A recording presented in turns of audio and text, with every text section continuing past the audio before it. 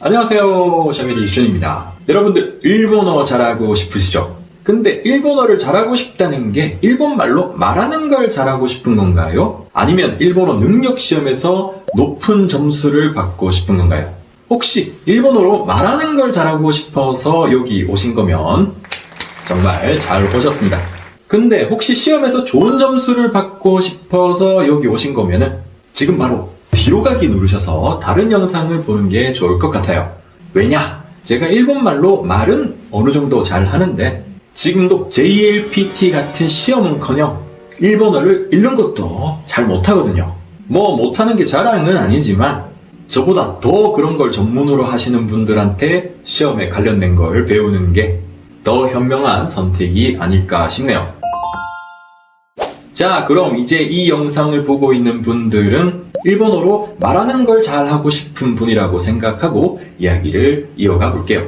자, 그럼 어떤 식으로 공부를 해야 일본어로 말을 잘 할 수 있을까? 뭐 공부하는 방법이야 여러 가지가 있겠지만 새로운 방법으로 시행착오를 거치는 것보다는 성공한 사례를 바탕으로 공부하면 좀 더 확률이 높겠죠. 아니 근데 성공한 사례가 어디 있나요? 이렇게 물으시는 분들도 계실 텐데 제가 일본어로 막 쓰고 읽고 이런 거는 잘 못해도 말은 어느 정도 잘 할 수 있어요. 그래서 지금까지 10년 넘게 일본 분들한테 한국어도 가르치고 있는데 관련 영상 잠시 보고 올게요. 皆さんこんばんは、おしゃべり韓国語講師しゅんです。でも高校って、あれなんか前の講義で勉強した例文、私が日本に行ってやってる行動、恵比寿駅で恵比寿メロディー、恵比寿音楽を聴いて、その後恵比寿記念館で恵比寿ビールを飲んだ話。何それ。まあもうちょっと聞いてみてください。 뭐 이런 느낌으로 저는 제가 하고 싶은 말들 다 일본어로 표현을 할 수가 있는데 혹시 여러분들이 보시기에 나도 저 정도 할 수 있으면 좋겠다. 저 정도면 성공한 사례가 맞는 것 같다. 이렇게 생각을 하신다면 제가 일본어를 공부한 방식을 한번 따라해 보는 것도 좋은 방법이겠죠. 그럼 저는 도대체 어떤 방식으로 일본어를 공부를 했을까? 저 같은 경우에는 일단 처음에는 좀 기본적인 문법 공부부터 시작을 했어요. 그렇다고 재미없게 모든 문법을 다 공부한 건 아니고 일본 분들이 진짜 정말 엄청 자주 쓰는 기본적인 문법을 7개 공부한 다음에 그걸 바탕으로 실제 일본 분들이 어떤 식으로 이야기를 하는지 듣고 참고하면서 제가 하고 싶은 말들을 간단하게 표현하는 방식으로 공부를 했어요. 말이 좀 긴데 다시 한번 좀 간단하게 이야기를 해보면 정말 자주 쓰는 최소한의 문법만 공부하고 그걸 바탕으로 제가 하고 싶은 말들을 실제로 표현해 보면서 공부를 했다. 이런 느낌이죠. 근데 제가 이렇게 공부하면서 정말 좋았던 게 우선 자주 쓰는 문법을 7개만 공부했으니까 재미없는 이론 공부 시간을 줄일 수 있어서 좋았고 그리고 공부한 걸 바로 실제로 말해보고 익숙해지는 과정에서 외국어를 말하는 즐거움을 느낄 수 있었던 게 특히 더 좋았던 것 같아요. 개인적으로 언어 공부는 진짜 즐겁게 하는 게 중요하다고 생각하는데 그걸 느낄 수 있어서 진짜 좋았죠. 근데 선생님, 저는 뭐 히라가나 가타카나 이런 거 하나도 모르는데 바로 문법 공부를 시작해도 되나요? 이런 고민을 하시는 분들도 계실 텐데 일단 가타카나는 지금 할 필요가 전혀 없어요.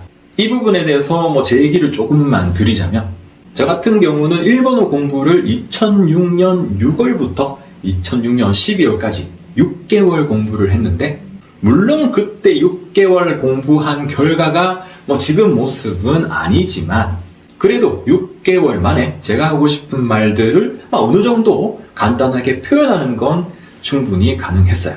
그리고 2007년부터는 딱히 책 같은 거 보면서 공부한 적은 없는데 대신 일본어 친구도 사귀고 친구랑 이야기도 많이 하면서 놀다가 보니까 자연스럽게 일본어 회화 능력이 많이 올라갔어요. 근데 제가 하고 싶은 말은 제가 일본어 공부를 시작하고 어느 정도 자연스럽게 이야기를 할 수 있게 된 그 순간까지도 저는 가타카나를 전혀 몰랐어요. 물론 모르는 게 자랑은 아닌데 근데 생각보다 가타카나를 몰라도 불편한 일이 별로 없더라고요. 물론 뭐 일본에 놀러 갔을 때 뭐 간판 같은 거 가타카나로 돼 있는 거 뭐 그런 거 좀 못 읽을 때는 좀 불편한 느낌이 있긴 있었어요. 근데 가타카나는 못 읽어도 말은 할 수 있으니까 주변에 있는 일본 분들한테 바로 또 물어보면 되니까 그렇게 큰 문제는 아니었던 것 같아요. 근데 솔직히 제가 그때 일본 분들한테 저거 뭐라고 읽어요? 스미마셍 아래 난테 요미마스까? 이렇게 물어보니까 이 사람 뭐지? 일본어 잘하는 것 같은데 왜 저걸 못 읽지? 뭐 이런 느낌으로 좀 저를 이상하게 쳐다보더라고요. 아무튼 뭐 제가 하고 싶은 말은 가타카나를 굳이 몰라도 일본어로 말만 할 수 있으면 막 크게 불편한 점은 없더라 라는 점이에요. 그리고 한자도 마찬가지인데 뭐 이것도 모르는 게 자랑은 아니지만 지금도 저 한자 진짜 거의 몰라요. 그래도 뭐 제가 하고 싶은 말들 다 일본말로 할 수 있으니까 모르면 일본 분들한테 물어보면 되고 특별히 불편한 점은 없더라고요. 그러니까 뭐 가타카나 같은 거 지금 신경 쓰지 마시고 나중에 말 잘하고 나서 막 그때 천천히 해도 늦지 않다고 저는 봐요. 그럼 선생님 히라가나는요? 히라가나는 좀 아는 게 좋아요. 왜냐? 아까 말씀드린 것처럼 일단 우리는 같이 문법 공부를 할 텐데 문법이란 게 그 언어를 이루고 있는 규칙 같은 거잖아요. 그래서 일본어 문법을 공부한다는 건 일본 말의 규칙을 공부한다는 말인데 물론 소리만으로도 어느 정도 규칙을 파악할 수는 있어요. 근데 소리랑 같이 글자로 그런 규칙들을 확인할 수 있다면 아무래도 좀 더 선명하게 그런 규칙들을 인지할 수 있겠죠. 그리고 사실 이게 더 클 수도 있는데 실제로 일본어 문법 중에서는 소리만으로는 정확한 규칙을 알기 어려운 것도 있어요. 예를 들어서 우리가 뭐 먹었을 때 맛있다 이런 얘기 하잖아요. 이 맛있다가 일본어로는 오이시인데 이걸 맛없다 이렇게 바꾸면 오이시쿠 나이가 돼요.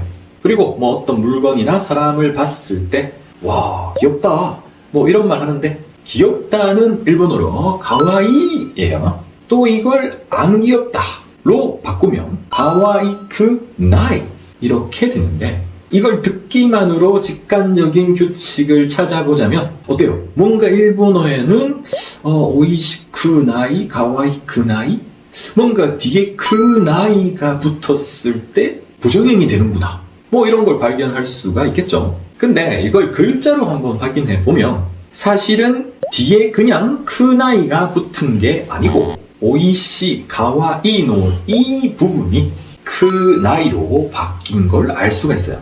아무튼 이렇게 소리만으로는 정확하게 알 수 없는 규칙도 글자를 보면 확실하게 알 수가 있으니까 그리고 소리뿐만 아니라 시각적으로도 그런 걸 확인할 수가 있으니까 당연히 소리만 들었을 때보다 좀 더 빨리 이런 규칙들에 익숙해지겠죠. 뭐 이런 이유 때문에 히라가나는 조금 아닌 게 좋아요.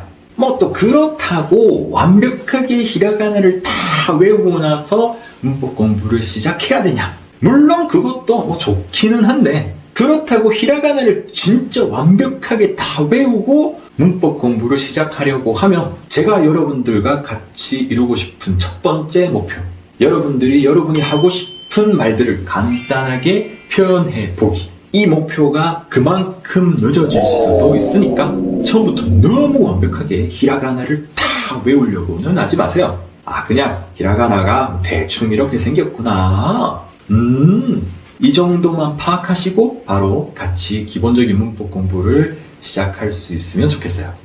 진짜 그래도 될까요? 이렇게 좀 걱정이 되시는 분도 있으실 텐데 제가 일본어 문법들 설명드릴 때 히라가나를 계속 적어 드릴 텐데 여러분들이 이런 히라가나가 계속 보이는 환경에 노출되어 있다가 보면 자연스럽게 히라가나가 몸에 배게 될 거예요. 그럼 잠시 쉬면서 좋아요 눌러주시면 아리가또 고자이마스. 그럼 잠시 쉬었다가 오늘은 일본어 문법의 기초 중에 기초 일본어 단어의 기본형에 대해서 같이 공부를 해봐요.